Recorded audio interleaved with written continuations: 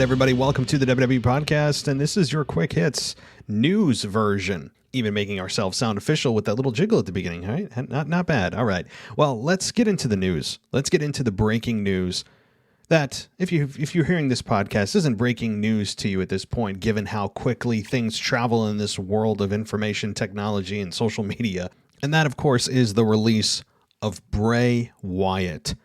Now, we're going to get into Bray in just a second, but just so you know, this is going to be a bit of a more regular thing as we move on in time. We'll be doing a much more consistent news-based show every week, and that will be ironed out in the details in the weeks and months to come because of things going on in my life that you guys know about. So, nonetheless, we're going to get to Bray. We're going to get to AEW and Vince's comments on AEW and how he views them and some other things. But let's jump into Bray Wyatt.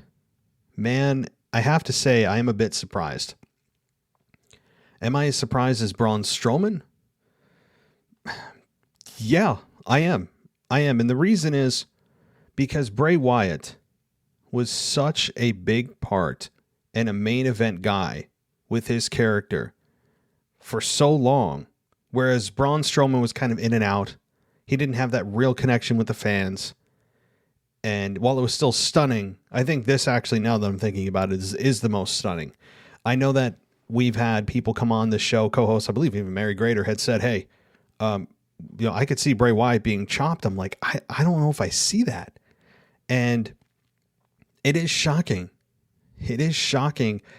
And it just makes you, if you're a WWE employee, you have to be fearful every moment of your life. I mean, working for this company is some of the most tumultuous and one of the most tumultuous and just stressful environments that I can imagine being in, where nobody's safe. I tweeted that out earlier. Follow me at wrestling_audio, by the way. I tweeted that out earlier and I said, if you're working for WWE, I don't care who you are, you shouldn't feel safe. And I don't mean, and again, I said this during my reaction to when Braun Strowman was released. I said that just because you're in an environment that you don't feel comfortable in, it's some people may argue that it's conducive to making you work harder because you shouldn't be complacent and all that, right? I understand the psychology behind that, where someone may say, yeah, well, you shouldn't get comfortable in your spots. Someone will come and take it that's hungrier, right? As soon as you fall asleep at the wheel, so to speak, someone could come along and you're fired and someone else takes your place because they wanted more. That's not what I'm talking about here. While everyone should, I think, try to better themselves every day and not get complacent, it's easier said than done. Definitely. I'm not perfect at that. I think we all get comfortable in our jobs. But this is different. This is a different environment. This is an environment where you talk about cutthroat, man. And it's always been that way, but not to this level. Not to this level. Like, there will be releases coming out every year around the same time. It's like the week or two after WrestleMania, right? The Black Monday or Black Friday, whatever it is. And it would be a group of individuals, men or women, that you just haven't heard from in a while. You're not surprised. You feel bad for them, but it doesn't make a whole lot of news. It just kind of sweeps it under the rug and you go, yeah, well, that made sense. We haven't seen them in about 6 months, right? Like it's been that. But the last couple of years have been, especially this year has been especially brutal. And I wanted to dig in and give you guys a little more information other than just, what's his reaction? Because a reaction's a dime a dozen, right? And we all know that Bray Wyatt has been released. But here's the backstage reaction to Bray Wyatt's WWE departure. And this is, I'll give credit where credit's due. This is from WrestlingInc.com. Great site, good guys. And here is what is written. PW Insider has provided some new details, noting that John Laurinaitis, who called Wyatt to inform him of his release, said it was nothing that Bray Wyatt had done to cause his departure. The reaction within the company was described as, quote, stunned, considering how well Wyatt had been for merchandise sales in recent years.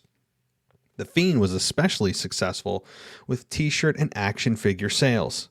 Man, I gotta say, guys, there's not gonna be much of a roster to put in WWE 2K22. Oh, God. Okay. The report noted This decision likely comes from WWE President Nick Khan and CFO Christina Salin due to their obsession with keeping WWE out of the red on financial ledgers. The WWE Q2 financials came out earlier this week, and apparently there was a push to cut more costs, whereas in previous corporate regimes, less would be done. Vince McMahon has reportedly given Khan much more power to run things as he sees fit, so there wasn't much pushback when Wyatt was up for being cut. In regards to Vince McMahon and Wyatt, they were said to have had a very hot and cold relationship. Wyatt's 90-day non-compete clause runs out a week before AEW Full Gear on November 6th, and during this week's Q2 2021 earnings call with investors, McMahon spoke about if AEW is on the same level of competition as WCW wants and potentially giving AEW more talent. Okay, we'll get into that at the second half of this news brief. But I have to say, Nick Khan and Christina Salin, these two individuals, look, I don't know much about them on a personal level. I don't know of their past endeavors. But Vince McMahon has allowed Khan especially to just run roughshod over these cuts and just do whatever it takes to make the cuts and put them back in the green, because they're so concerned about what their financials look like, because when statements are released and earnings are reported on a quarterly basis, it throws a wrench into investors and it could drop the stock price, and perhaps the stock price could affect what the sponsors may offer the company and the rate. Like, everything is a trickle effect that comes down to financials, because whether we like it or not, WWE is a for-profit organization. Some people forget that, and they think that Vince McMahon is just this satanic figure that has no heart. And I really don't believe that. I don't. Vince McMahon can be cutthroat. I think he's difficult. I think he's sometimes very confusing. I think he's geriatric at this point, but I still think that he's got some intelligence left. And I don't believe that he's just a cold SOB. I really don't. I wouldn't paint him as, Santa Claus, but I just want to put that there, because I know some people just, take Vince McMahon and, paint him as Satan's child. So that said, though, I'm not defending Vince McMahon here. I'm rather trying to get into the mind of why he's allowing Nick Khan to be the man to just do what he wants and giving him free reign to do what he wants to do, which have led to all of these cuts. This has apparently Nick Khan and Christina Salin, but Nick Khan keeps coming up more with he's the WWE president. Why he's allowed him to just basically have free reign to do what he wants to do and cut talent. And I really don't know why they perhaps can't find cuts in other places. I mean, Bray Wyatt is one of the biggest stars that they had in the last 5 years, specifically with the Fiend. And yes, it was severely damaged at WrestleMania, but it's been long enough now that they could have brought him back and easily resurrected him. And I just, is he trying to be the scapegoat? Is he trying to put this on Nick Khan? And in that way that Vince doesn't have to be the bad guy, even though he's the one that lets these things happen. He's just saying, well, I don't participate in that anymore, and I'm just giving this to Nick Khan, and Nick's going to deal with this. I do wonder the level of Vince McMahon's influence in this, and say so in this. I would think that he should have some. If he's bowing out of it, I would find that hard to believe. But if all that is making sure that their company's not in the red and they're in the green, you can't tell me they can't find other means of cutting costs. And by the way, they're back on the road. Revenue should spike significantly. You can't tell me that in Q2 that they can't deal with a slight hit in revenue like, everyone else on Earth, on planet Earth, that had to deal with COVID, and almost every industry took a hit. Outside of probably grocery stores, Uber Eats, that kind of thing, right? Outside of those, Amazon. Outside of those, most most industries and businesses took a financial hit because of COVID. So it would just be reasonable to assume that WWE is not immune. And if the quarter two financials come out and it is below expectations, or it just doesn't look good that they're in the red, so what? So what? They will bounce back because fans are back. Fans are back, which means ticket sales and gates and more merch purchased at the event, and overall ratings as a whole should increase. And as ratings go up, guess what else goes up? Revenue from sponsors. It's a very simple formula. Now, I'm probably oversimplifying it, but that's the gist of it. So if they're concerned about quarter two and, of course, quarter one and quarter four and quarter three of last year, like, I get that. But I would think that the market's smart enough to understand that, oh, yeah, well, quarter two sucks, but man, who cares? Because guess what's going to happen? So they can't just blame this on the financials. They can't. You know why? Because if it was all just financially driven, and Bray Wyatt was selling a lot of merchandise, and he was featured in a lot of main events and the final segments throughout the shows. His Firefly Funhouse was one of the most beloved segments. You can't tell me that it's all about the financials. If it is, and if that's the argument of Vince, and nothing personal, pal. It's just business. It's just money. Oh, really? Okay. Well, if it's all just money, and you're telling me I'm making the company a whole boatload of money, and I was, then you're telling me my salary that I was getting was not offset by the amount of merchandise that I was able to pull in for the company. Right? Because the amount of merchandise and action figures, again, t-shirts, video games, title belts, he had his own championship belt, is not offset. You're telling me that Bray Wyatt didn't do 7 figures in merchandise sales? Come on. So I don't know what it is. There's something more, I think. Could it have something to do with his mental health? Maybe. If it doesn't, this certainly doesn't help Bray Wyatt's mental health. Certainly does not.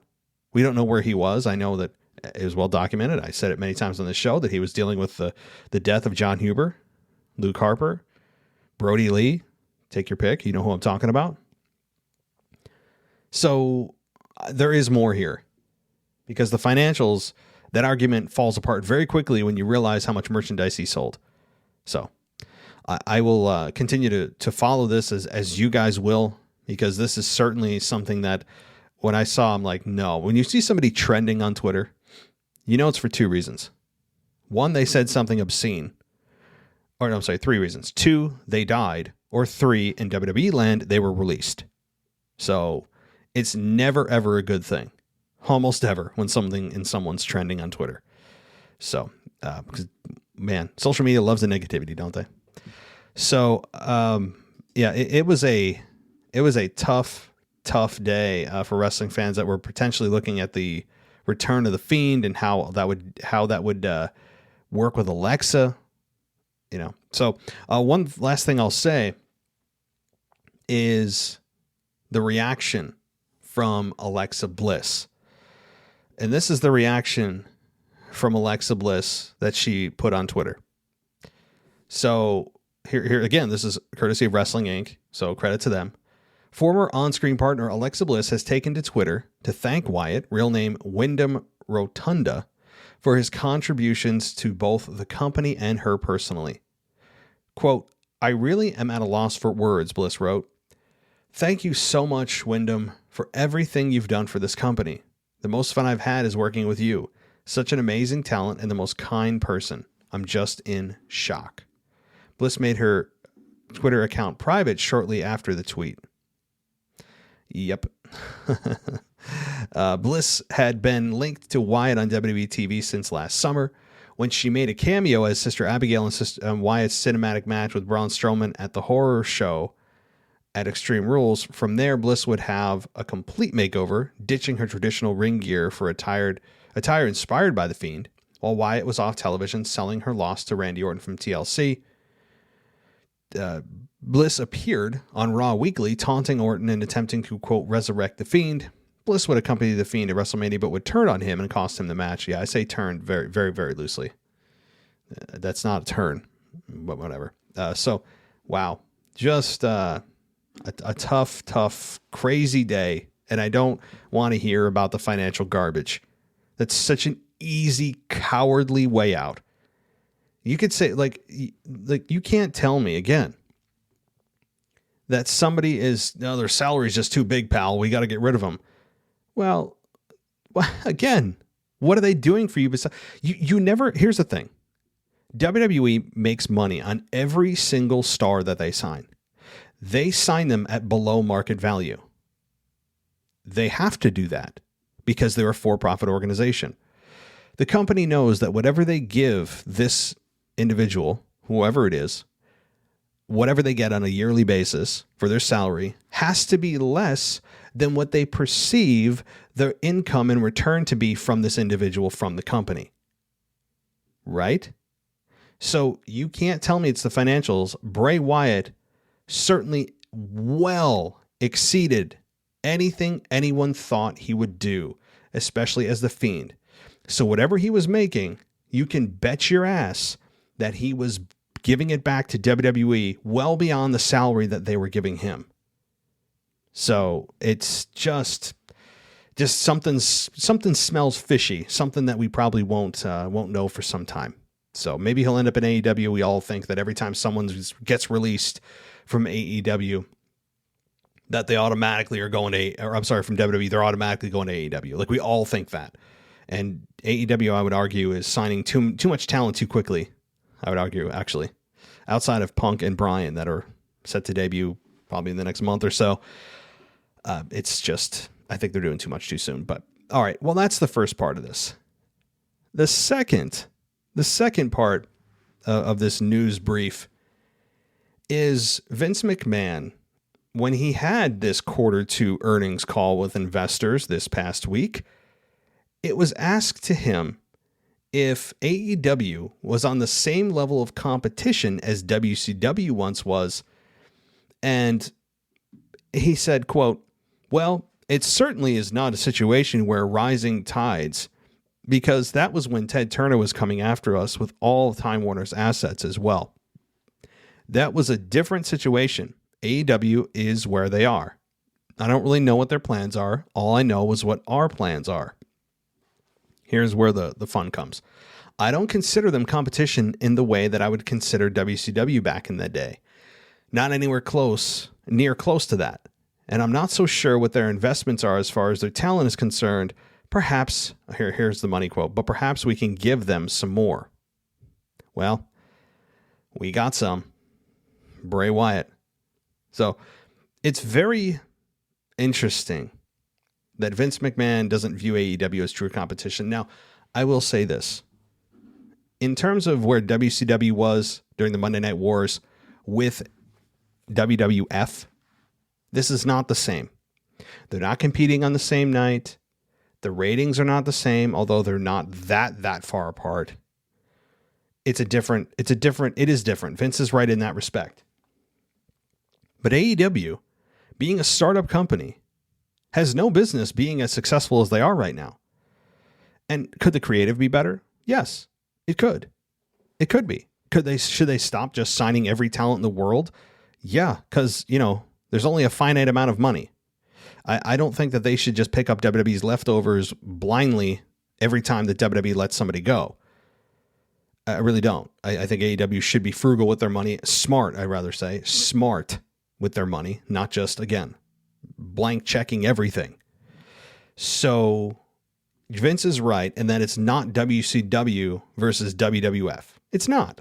The ratings war was different. WCW kicked WWF's ass for 86 weeks? The infamous 86 weeks? That was true. And they were going head to head as true competition. AEW's on a different night. Yes. Their ratings are not near WWE's yet. But that could change. And that could change quickly with CM Punk and Bryan that are coming up. Reportedly. And all but confirmed now. I think that WWE needs to be a little bit less arrogant in where they stand, but part of me kind of hopes that they remain arrogant and letting this talent go, not caring and thinking they got everything out of them. And if thinking that the arrogance of thinking, the ignorance really, that anytime I let somebody go, I've gotten everything out of them. They're not going to find anything I didn't find. Right. That's the arrogant side of WWE. And in some cases, they may be right. In some cases, they may be absolutely right. And that talent doesn't do much. And they just go on their merry way, get buried, or you don't really hear from them much on AEW. Certainly. But there's going to be exceptions to that rule.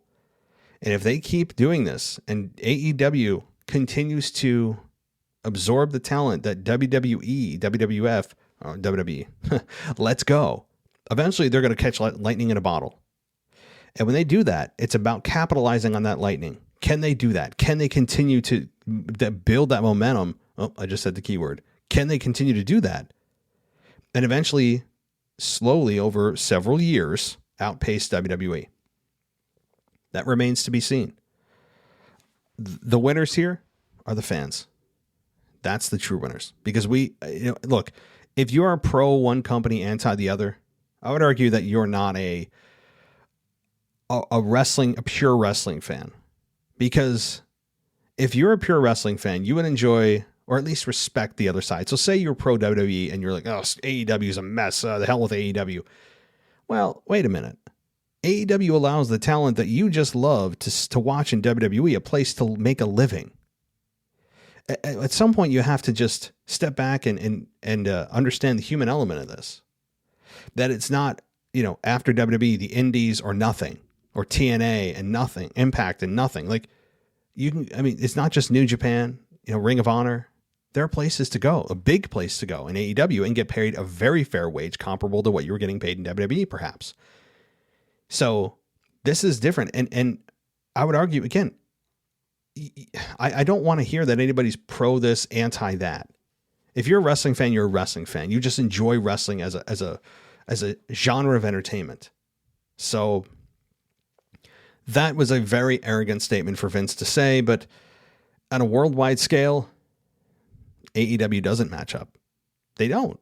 On a worldwide scale, no, they don't. And Vince, no matter what, though, probably wouldn't say that he views AEW as real competition. But when you look at the numbers, he shouldn't. He shouldn't look at them as real competition in terms of sweating bullets every week. That's not what I'm saying. But what I am saying is they should respect AEW's position and just kind of keep an eye on it. Like kind of glance at what they're doing every now and then. I know he said, well, we're focused on what we're doing now. We're not worried about what they're doing. I get that. But you'd be foolish not to see what's going on when there's a racket of social media response to another wrestling organization's actions, what they did on TV, who they just signed, who debuted. You'd be an effing fool not to keep an eye on that stuff. You should. You should. So when he says, oh, we don't pay attention to that. Yeah, well, somebody should. Okay. Somebody should. Because if you sleep on that too long and you believe you're still the only fish in the sea, eventually there's going to be a bigger fish who keeps eating other little fish and slowly gets bigger and bigger and bigger. And they're eventually going to be big enough to swallow you. Okay. Now, do I think AEW with that analogy is going to put WWE out of business? Hell no. Okay. No, never. And I wouldn't want that. Same the other way. I wouldn't want WWE to put AEW out of business, which comes back to, if you're a true fan of wrestling, you should want both companies to succeed because it's the best product possible when there's competition. It's the same thing in it. The logic applies to any part or really any industry in existence. When there's competition, product improves because it forces those who are in that industry to up their game, cut their costs, and, well, not in this case, not a great idea, but to make a better product, to outpace your opponent, right? It puts the pressure and the fire under your ass. So that's what I'm hoping with AEW, that they're at least competitive. I want them competitive. I don't want any one to beat the other. I just want them to be in a true competition. I want AEW to be in a position where WWE is sweating bullets a little. I do, because that means that everyone's going to have to just put out the best possible product they can. So that's what I'm hoping for. But a very interesting statement by Vincent Kennedy McMahon on that Q2 investor call that happened earlier this week. Quite interesting, my friends. So I hope you guys enjoyed this news brief. This is different. This is something that I just started. This may not happen again for a little while. It depends on what's going on, obviously, on my end with the baby. But it also depends on how much news comes out, and maybe we just make it weekly static, and just do a rumors roundup and things. But I wanted to put this out there. I hope you guys enjoyed this. I know I did. This is always fun. So thanks, everybody. And as always, I'll talk to you next time.